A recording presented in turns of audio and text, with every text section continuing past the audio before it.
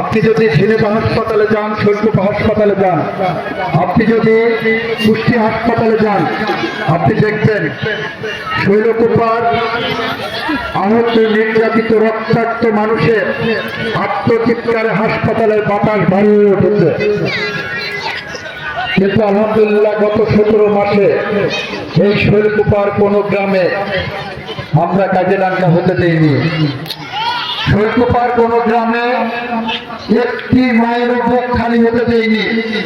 একজন মানুষকে ঈদের দিন, ঈদের পরের দিন খুন হয়নি।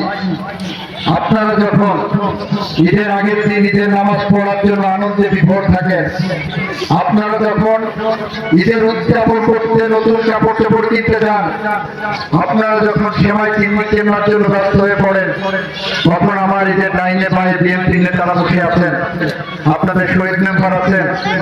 আমরা তখন নির্ঘুম রাত কাটিয়েছি কিভাবে শৈলকুপাকে শান্ত রাখা যায়।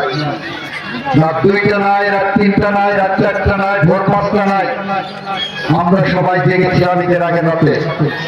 যদি শুনেছি কোনো গ্রামে মারামারি হওয়ার সম্ভাবনা আছে, শৈলকুপা থানার ওসি সাহেবকে সহ সাথে সাথে সেখানে আমরা মুখ করিয়েছি। এভাবে এই অশান্ত শৈলকুপাকে আমরা শান্ত রেখেছি গত 17টি মাস।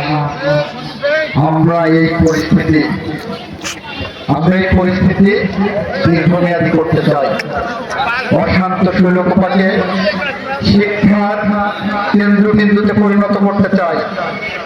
আমরা চাই এই শৈলকুপাতে বেশি বেশি বিসিএস অফিসার আসুক। আমরা চাই এই শৈলকুপা থেকে অনেক বেশি ডাক্তার, ইঞ্জিনিয়ার বের হয়ে আসুক।